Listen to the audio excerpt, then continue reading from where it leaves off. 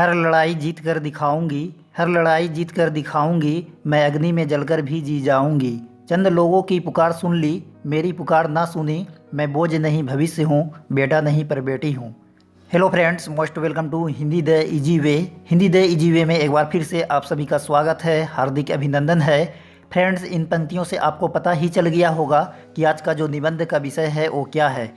जी हाँ फ्रेंड्स, आज का जो निबंध का विषय है वो है बेटी बचाओ बेटी पढ़ाओ। तो फ्रेंड्स, आज हम लोग इस निबंध में जानेंगे कि बेटी को बचाना क्यों ज़रूरी है और बेटी को पढ़ाना क्यों ज़रूरी है।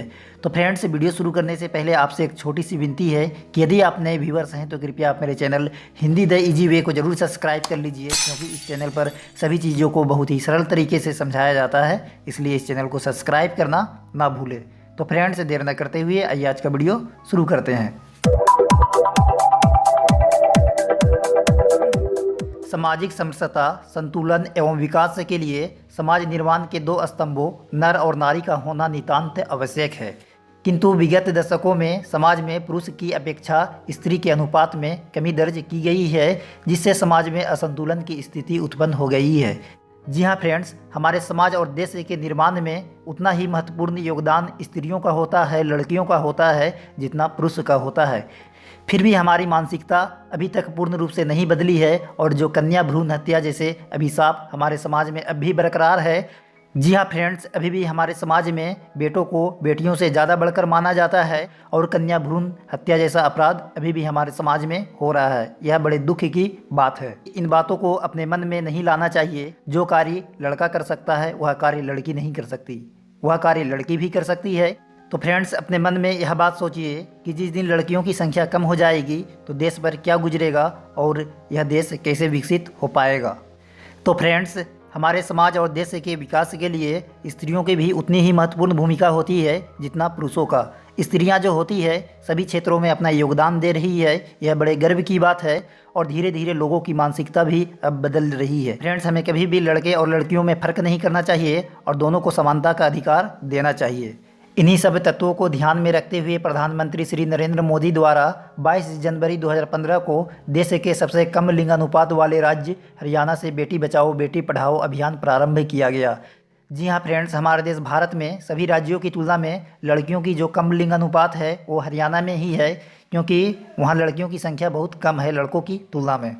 अब प्रश्न उठता है कि इस अभियान की ज़रूरत क्यों पड़ी। जाहिर है इसके पीछे कन्या भ्रूण हत्या के कारण देश में तेज़ी से घटता लिंगानुपात है, जिसके कारण अनेक सामाजिक समस्याएं समाज में उत्पन्न हो रही है।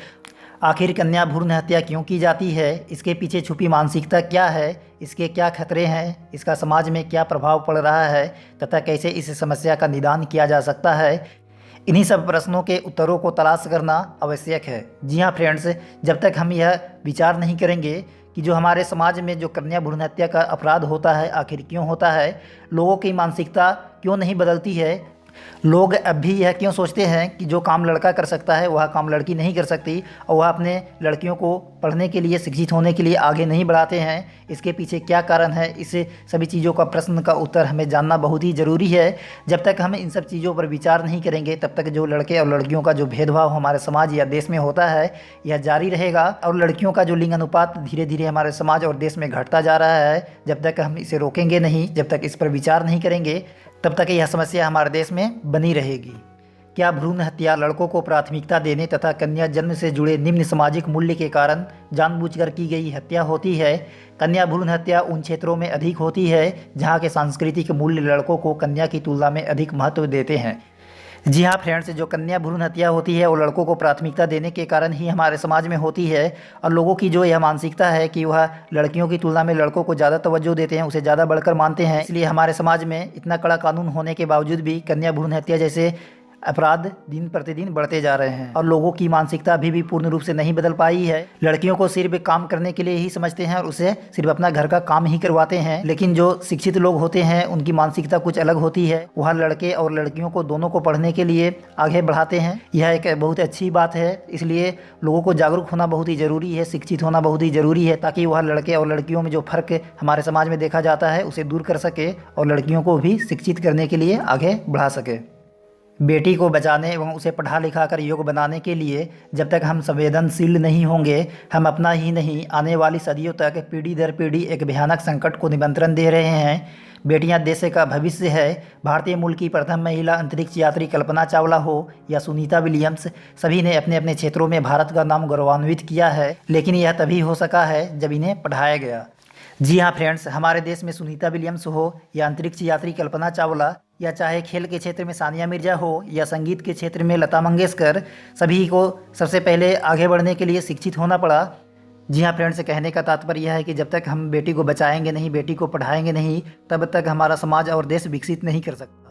तो फ्रेंड्स, उम्मीद करता हूँ कि आज का वीडियो आप सभी को पसंद आया होगा। यदि अच्छा लगे तो आप मेरे चैनल हिंदी द इजी वे को जरूर सब्सक्राइब कर लीजिए, क्योंकि इस चैनल पर सभी चीज़ों को बहुत ही सरल तरीके से समझाया जाता है, इसलिए इस चैनल को सब्सक्राइब करना ना भूलें। फ्रेंड्स, जैसा कि जानते हैं कि मेरा एक और एजुकेशनल चैनल है TRM एजुकेशन, उस चैनल को भी आप सब्सक्राइब कर सकते हैं। तो फ्रेंड्स, आज का वीडियो वहीं तक। धन्यवाद। Thanks for watching Hindi the easy वे। आपका दिन शुभ हो।